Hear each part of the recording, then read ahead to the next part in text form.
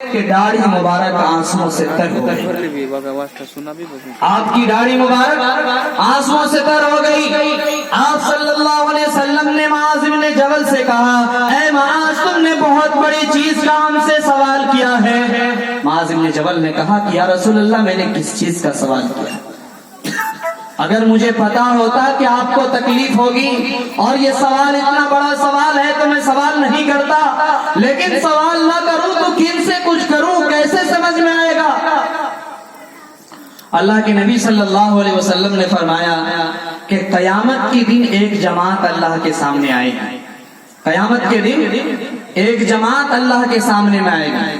آپ لوگوں کو پتا ہے نا قیامت میں سب سے پہلے نماز کے بارے میں سوال ہوگا، معلوم ہے نا؟ اول ما يحاسب به العبد يوم القيامة، کہ قیامت کے دن سب سے پہلے اللہ سوال کریں گے نماز کے بارے میں. عبادتوں میں سب سے اہم عبادت کیا ہے؟ نماز ہے. قیامت کے دن نماز کے بارے میں سوال کریں گے.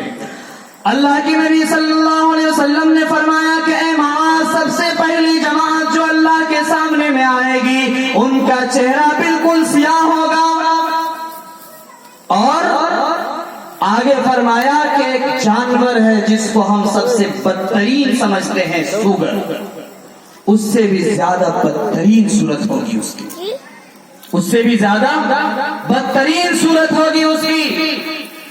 معاذ بن جبل نے پوچھا یا رسول اللہ وہ کون سے کام کرنے والے ہوں گے؟ اللہ کے نبی صلی اللہ علیہ وسلم نے فرمایا کہ وہ بے نمازی کی جماعت ہوگی. کون ہوگی؟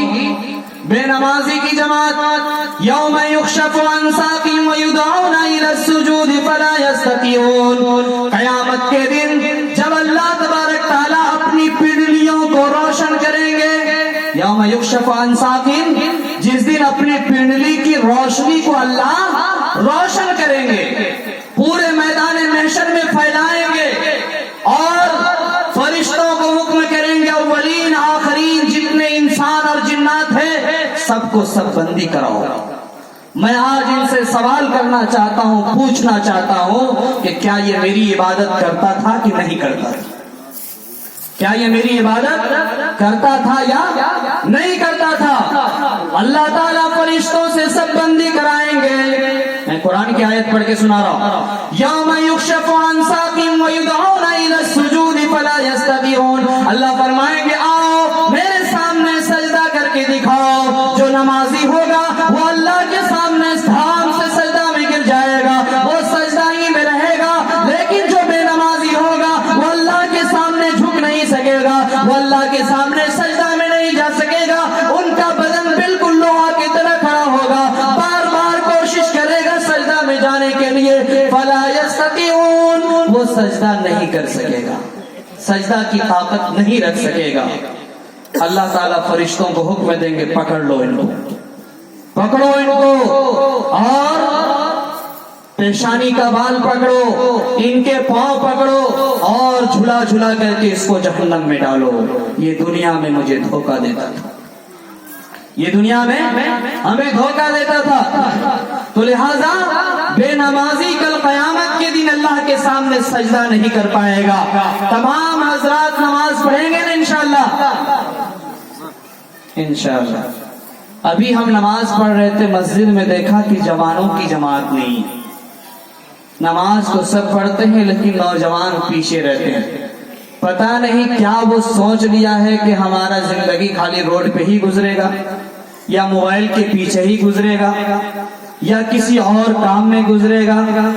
میرے بھائیوں، امت مسلمہ کے غیور نوجوانوں، اللہ تبارک تعالیٰ کو جوانی کی عبادت بہت پسند ہے. اللہ تعالیٰ کو جوانی کی عبادت بہت پسند ہے. جوانی میں آدمی انقلاب برپا کر سکتا ہے، جوانی میں آدمی صحیح ڈھنگ سے چاہ کر جو چاہے کر سکتا ہے، بڑھاپے میں جو چاہ لے وہ نہیں کر سکتا ہے. اس لیے ہمارے سماج کی ریڑھ کی ہڈی دودھ، جانتے ہیں نا دودھ سے اگر مکھن نکال لیا جائے، چھالی نکال لیا جائے تو دودھ کی قیمت گھٹ جاتی ہے، قیمت گھٹ جاتی ہے اور وہ بے معنی ہو جاتا ہے، بے مزہ ہو جاتا ہے. ایسے ہی ہمارے معاشرے، ہمارے سماج کی جو ریڑھ کی ہڈی اصل چیز ہے وہ نوجوان ہے. 15-20 سال سے لے کر 40 سال تک کی جو عمر ہے یہ اصل مقصود ہے ملت کی, معاشرے کی. اگر یہ ملت ہماری سنبھل جائے اور متحد ہو کر یہ فیصلہ کر لے کہ ہم نماز پابندی سے پڑھیں گے, ہم قوم کی بھلا کریں گے, ہم مدرسے میں جا کر پڑھیں گے, اپنے بچوں کو مدرسہ میں پڑھائیں گے, اپنے علماء کی تنخواہیں بڑھائیں گے, اپنے ائمہ کی عزت کو بڑھائیں گے, اپنے قوم کو اوپر لے کر کے جائیں گے, تو وہ دن دور نہیں ہے کہ آقا انعامدار جناب محمد رسول اللہ صلی اللہ علیہ وسلم مکہ کی سرزمین پر آئے. ہر طرف گناہ ہی گناہ تھا, ہر طرف اندھیرا ہی اندھیرا تھا. جب لڑکی پیدا ہوتی زندہ دفن کیا جاتا تھا, جب نوجوان ہوتی مصر کے دریا کے اندر بناؤ سنگار کر کے کاٹ دیا جاتا تھا, بیلی چڑھا دیا جاتا تھا, مزدوروں سے سالوں سال مزدوری کرا کر انہیں مزدوری نہیں دی جاتی تھی, مرد کو غلام بنا لیا جاتا تھا, عورتوں کو باندی بنا لی جاتی تھی, انسانوں کے نفس سے کھلواڑ کیا جاتا تھا, انسانیت جکڑ کر رہ گئی تھی, انسان سسک کر زندگی گزار رہی تھی. ایسے نازک پورا شوق دور میں جناب محمد رسول اللہ صلی اللہ علیہ وسلم تنہا آئے اور پوری دنیا میں وہ انقلاب برپا کیے کہ رہتی دنیا تک اس کو یاد کرے. آج ہم لوگ ایک بستی میں انقلاب پیدا نہیں کر پاتے. بستی چھوڑ دیجئے, ایک گھر میں صحیح کو صحیح سمت میں نہیں لے جا سکتے ہیں. گھر بھی چھوڑ دیجئے, یہ 5 فٹ کا جو جسم ہے اس پر ہم شریعت کو لاگو نہیں کر پاتے. یہ جو ہمارا 5 فٹ کا جسم ہے اس پر ہی ہم شریعت کو لاگو نہیں کر پاتے ہیں. یہ بڑی گمراہی کی بات ہے, یہ بڑی توہین کی بات ہے, یہ بڑی بری چیز ہے. اس لیے میرے بھائیوں یہ عزم کر لیجئے کہ سب سے پہلے ہمیں اپنے آپ کو سنبھالنا ہے, سب سے پہلے ہمیں اپنے آپ کو سنبھالنا ہے, سب سے پہلے ہمیں اپنی اصلاح کرنا ہے. جب ہر آدمی ٹھان لیں گے کہ میں شریعت کے خلاف تو نہیں جا رہا ہوں, تو ایک ایک کر کے سب سنبھلتے چلے جائیں گے, ایک ایک کر کے سب سنبھلتے چلے جائیں گے.